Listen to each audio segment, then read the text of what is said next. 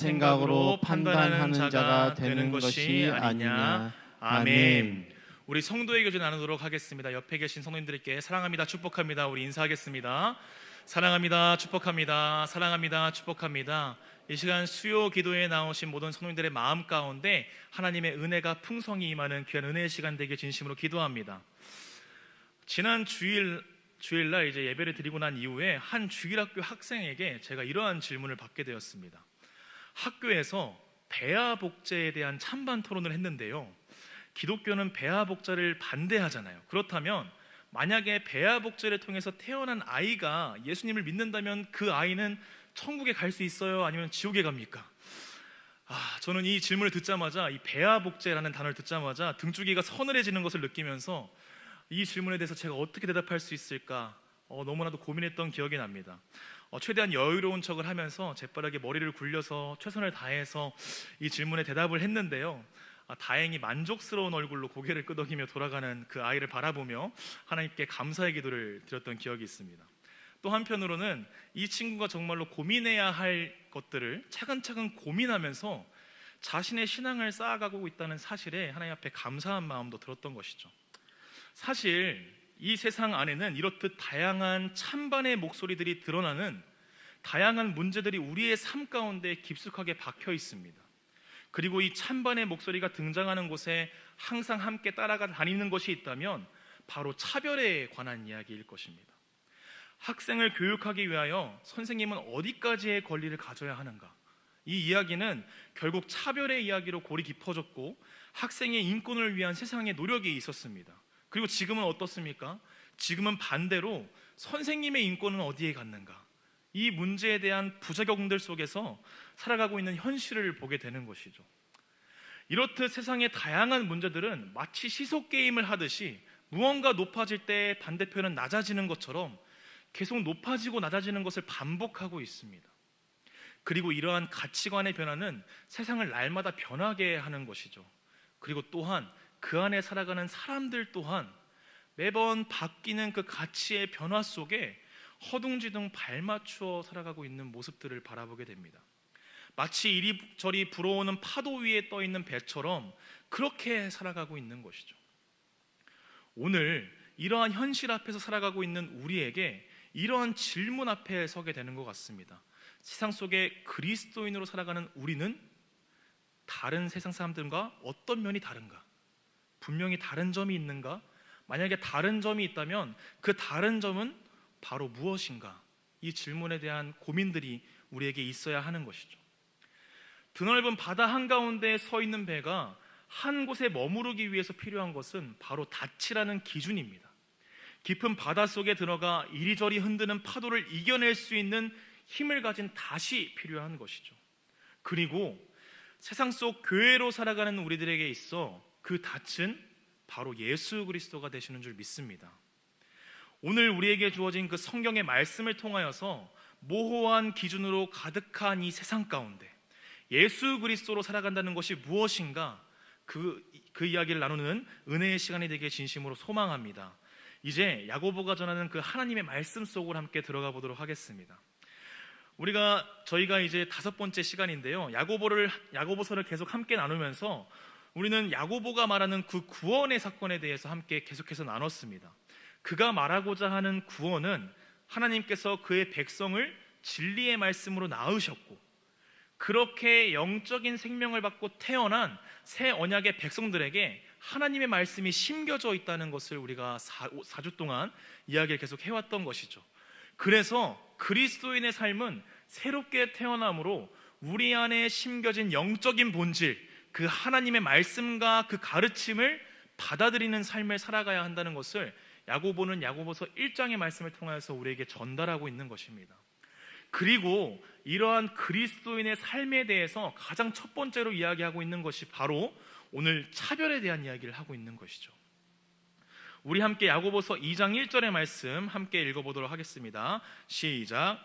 내 형제들아, 영광의 주 곧 우리 주 예수 그리스도에 대한 믿음을 너희가 가졌으니 사람을 차별하여 대하지 말라. 아멘. 야고보는 오늘 이 말씀을 듣는 우리에게 강력하게 명령하고 있습니다. 믿음을 가진 자로서 차별하지 말라고 이야기하고 있는 것이죠. 이를 통해서 차별의 문제는 단순히 성격이나 인품의 문제가 아니라 사람 간의 성향 차이로 인해 일어날 수 있는 어쩔 수 없는 현실이 아니라 하나님 앞에서 정확한 죄라고 야고보는 말을 하고 있는 것입니다. 그래서 이 1절의 말씀은 저에게 이렇게 들리는 것 같았습니다. 당신들의 그 차별, 편애하는 행동으로 우리의 영광스러운 주 예수 그리스도를 정말로 믿고 있습니까? 이렇게 질문하는 것 같았죠. 그리고 이 질문 앞에 서게 되었을 때 저 스스로 그 부끄러움을 감추지 못하는 것을 깨닫게 되었습니다. 저의 이러한 모습이, 저의 차별하는 모습과 편애하는 모습이 과연 예수 그리스도를 향한 믿음이 드러내는 삶이었을까 생각하게 되는 것이죠. 성도 여러분, 우리는 이 1절 말씀 앞에서 우리의 삶의 모습과 삶의 행동이 정말로 예수 그리스도를 향한 믿음을 드러내고 있는가 생각해 봐야 하는 줄 믿습니다. 사실 오늘 말씀을 조금 더 원어에 가깝게 해석한다고 하면요, 내 형제들아 너희가 영광의 주 곧 우리 주 예수 그리스도를 믿는 믿음을 받았으니 사람을 편애하거나 외모로 판단하지 말아라 라고 이야기를 하고 있습니다. 그리고 우리는 여기서 예수님의 형제 그 야고보의 모습을 발견하게 되는 것이죠. 야고보 자신도 예수님께서 살아계신 그 시절에 예수님을 그리스도로 알아보지 못했던 그 순간이 있었기 때문일 것입니다. 그러한 야고보가 예수님을 구주로 고백한 것은 십자가에 달리신 예수님께서 부활하신 후 야고보에게 믿음의 눈을 뜨게 했던 그 순간이었을 것입니다. 성도 여러분, 누군가를 향한 편애와 판단의 시선은 십자가에 달려 처참하게 죽으신 그 예수님만을 바라보고 그를 알아보지 못했던 야고보의 모습과 같을 것입니다. 그러나 우리가 예수 그리스도를 십자가에 달려 죽으시고 낮아지심으로 우리를 구원하신 그리스도, 깨어날 수 없는 죽음을 극복하신 그 예수 그리스도를 믿는다면 우리는 그 편애와 차별 속에 판단받는 그 누군가가 하나님의 복음과 그 약속 안에서 어떠한 존재인지를 다시 한번 생각해 봐야 하는 것이죠. 우리가 믿음의 눈으로, 예수님의 시선으로 많은 사람들을 바라봐야 한다는 것입니다. 그리고 그러한 시각으로 오늘 1절의 말씀을 다시 한번 볼 때 우리는 영광의 주님이 이 야고보서 2장 안에서 어떠한 의미를 담고 있는지 생각해 보게 됩니다. 그의 영광이 어디에서 오는가? 이 사실은 우리가 따라야 하는 그 영광의 주님을 향한 믿음의 방향성을 바르게 설정하는 하나의 틀이 되는 것이죠. 여기서 말하는 영광은 하나님이신 예수님이 모든 것을 내려놓으시고 죄인의 형상을 입고 이 땅에 오셔서 낮아지셨던 것을 말하고 있습니다. 단순히 그냥 영광의 주님, 하나님 우편에 앉아 계신 주님을 이야기하기 위해서 영광의 주님을 사용하고 있는 것이 아니라 예수님께서 이 땅 가운데 오시고 낮아지심으로 우리를 구원하신 그 사건을 통하여서 영광의 주님으로 표현하고 있는 것이죠. 예수님께서 그렇게 하신 이유가 무엇입니까? 바로 우리를 구원하시기 위해 하셨던 것이죠. 이를 통해서 그의 빛나는 영광이 무엇을 가리키는가 우리는 알 수 있습니다. 예수님의 낮아지심과 그의 헌신으로 인한 그 영광이 찬란하게 빛나고 있는 것을 우리가 바라보게 되는 것이죠. 그리고 그 영광의 빛은 이제 우리를 향하게 되었다고 성경은 기록하고 있습니다. 우리 다 함께 고린도후서 4장 6절의 말씀을 함께 읽어보도록 하겠습니다. 시작. 어두운 데 빛이 빛이라 말씀하셨던 그 하나님께서 예수 그리스도의 얼굴에 있는 하나님의 영광을 아는 빛을 우리 마음에 비추셨느니라. 아멘. 오늘 말씀에서는 이렇게 이야기하고 있습니다. 어두운 데 빛이 빛이라 말씀하셨던 그 하나님께서 하나님의 영광을 아는 빛을 우리 마음속에 비추셨다고 말씀하고 있는 것이죠. 성경은 우리의 마음에서 비춰야 하는 빛을 명확하게 제시하고 있습니다. 우리의 마음을 비추고 있고 그 우리의 마음을 통해서 이 세상 가운데 비춰야 하는 그 빛을 제시하고 있는 것이죠. 바로 예수 그리스도의 그 영광의 빛을 드러내야 한다는 것이고, 그 영광의 빛은 낮아지심으로 우리를 부욕해 하신 그 예수 그리스도의 사랑과 헌신이라고 성경에선 기록하고 있는 것입니다. 이제 예수님의 십자가로 새롭게 태어난 우리는 그의 영광을 아는 빛을 우리 마음에 받아 세상에 그 빛을 전달하는 어둠 속에 등대의 사명을 가지고 살아가야 한다는 것을 말씀에선 이야기하고 있는 것이죠. 이제 이러한 이해 속에서 야고보는 그 당시에 있었던 공동체의 상황을 바라보게 합니다. 바로 교회 공동체, 그 회당 안에서 일어났던 일을 바라보게 하는 것이죠. 흩어진 교회 안에서 보여지는 문제는 이것이었습니다. 아름다운 옷을 입은 자와 남루한 옷을 입은 자, 그 가난한 자를 향해서 누군가는 좋은 자리에 앉게하고 다른 누군가는 서 있던지 발등상 아래 앉힌 것이죠. 만약에 지금 사회 안에서 그러한 모습이 보인다면 뉴스 일면을 장식할 만한 이야기였을 것 같습니다. 만약 어떤 교회의 입구에 연봉 얼마 이상은 VIP석, 그 이하는 장의자, 그 이하는 본당 뒤편이나 로비에 앉아서 예배를 드리세요 라는 문구를 게시해 놓거나 안내를 그렇게 한다고 했다면 그 교회는 아마 세상에 수많은 질타를 받게 될 것이죠. 그런데 당시의 상황을 본다면 조금 놀라운 점이 있습니다. 사실 이러한 모습은 그 시대에 그 사람들이 살아가던 그 삶의 모든 순간에서 볼 수 있었던 평범한 일상이었던 것입니다. 자유인과 노예라는 계급이 구분되어 있었고 종과 주인이라는 계급적인 차이도 분명하게 존재하는 사회였기 때문이죠. 그래서 사실 그들은 세상 속에서 당연하게 했던 일, 늘 그대로의 모습대로 교회 안에서 행동하고 있던 것입니다. 누군가는 서 있고 앉아 있었던 것도 회당에서 모이는 현실 속에서 어렵지 않게 찾아볼 수 있는 관습이었던 것이죠. 그런데 야고보는 이러한 현실이 죄라고 분명하게 이야기하고 있습니다. 이 사실은 우리에게 이렇게 말씀하고 있는 것이죠. 그들은 세상에서 늘 하던 대로 교회 안에서도 그렇게 살아가고 있었고 무엇이 달라야 하는가, 무엇을 따라야 하는가, 그 기준이 흐릿해졌다는 것입니다. 교회 안에 믿음 이외에 무언가 다른 기준이 그들의 안에 파고들었고 그 기준이 교회를 장악하게 되었다라고 말을 하고 있는 것이죠. 그래서 이 안에서 그들은 4절과 같은 모습을 보이게 됩니다. 제가 읽어드리겠습니다. 너희끼리 서로 차별하며 악한 생각으로 판단하는 자가 되는 것이 아니냐. 아멘. 세상과 다르지 않는 기준으로 하나님 나라의 백성을 평가하고 등급을 나누고 위치를 나누는 행위를 통해서 스스로 판단하는 악한 재판관이 되었다라고 말을 하고 있는 것입니다. 그들 스스로 부의 기준으로 사람을 나누고 그를 통해서 자리를 배정하고 세워놓고 앉히는 죄악을 범하게 된 것이죠. 이러한 모습이 흩어진 교회 안에서 일어나고 있던 현실이었고 야고보가 보기에는 그들의 모습은 야고보서 2장 7절에서 말씀하고 있는 것처럼 그 아름다운 이름을 비방하는 자들로 살아갔다고 이야기하는 것입니다. 지난 주일 배아복제에 관련된 질문을 받고 난 이후에 이 질문을 다시 한번 생각해 보다가 그 질문 속에 숨겨진 우리의 연약함을 하나 발견하게 되었습니다. 이 사람은 천국에 갈 수 있나요? 아니면 갈 수 없나요? 이 사람은 용서받을 수 있나요? 아니면 용서받을 수 없나요? 이러한 질문의 깊은 곳에 연약한 인간은 항상 판단하고자 하는 그 재판관의 죄악이 우리 안에 있다는 사실입니다. 그리고 이 모습은 마치 예수님께서 순환과 죽으심과 부활에 대하여 말씀하셨을 때 세베대의 아들들의 어머니가 예수님께 와서 질문한 모습이 떠오르게 되는 것이죠. 마태복음 20장 21절의 말씀 함께 읽어보도록 하겠습니다. 시작.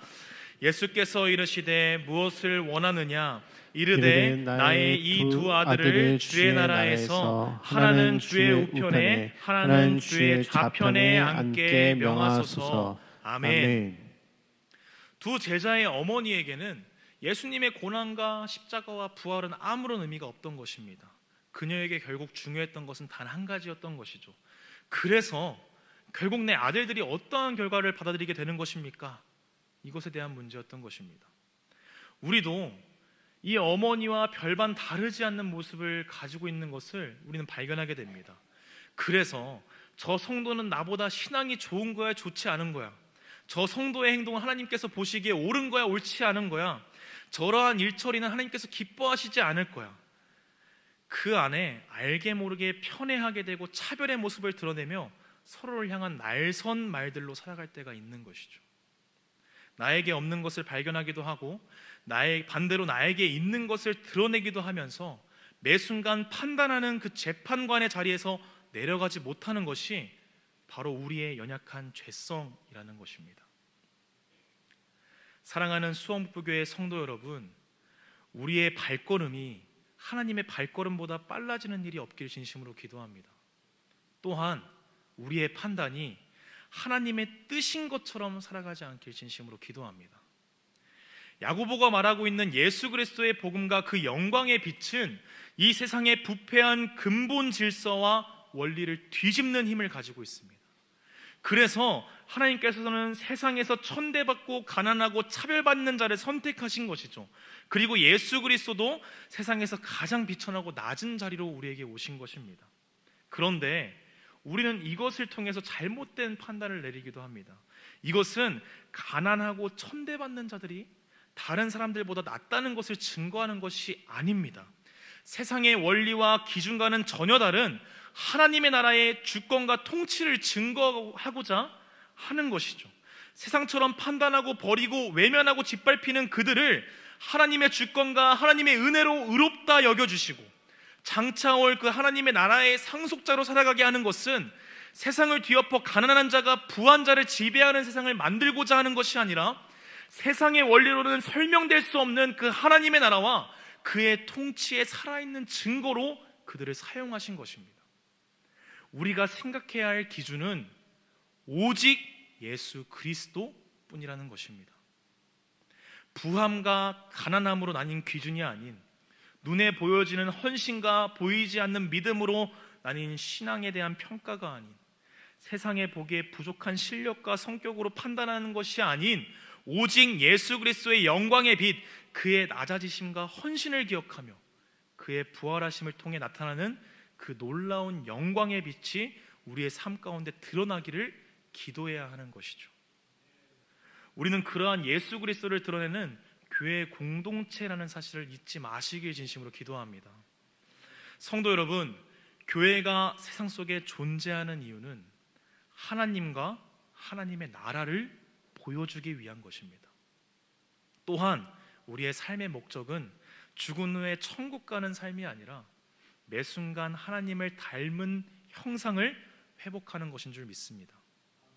그렇다면 우리의 기준은 세상과는 조금 달라야 하지 않겠습니까? 세상에서 복을 많이 받고 자녀들이 좋은 대학, 좋은 직장을 보내야 하나님을 잘 섬기는 것이 아니며 세상 속에서 낙심하고 슬퍼할 일이 많으면 자신의 믿음을 돌아봐야 하는 것이 아니라 언제나 우리의 신앙의 기준이 예수 그리스도로 세워지고 있는가를 돌아보며 어떠한 상황 속에서도 예수 그리스도 그 영광의 빛을 내 삶을 통해서 비춰내는 삶, 그러한 신앙의 한 걸음이 우리 안에 피어나기를 진심으로 기도해야 하는 것이죠.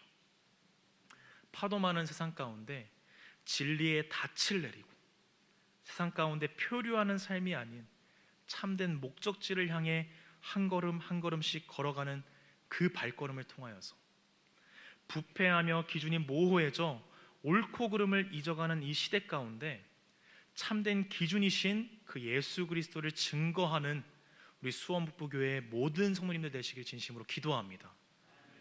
그러한 믿음의 발걸음과 참된 신앙 가운데 하나님의 나라가 우리 교회와 나의 터전 가운데 더욱 풍성하게 임하게 하실 줄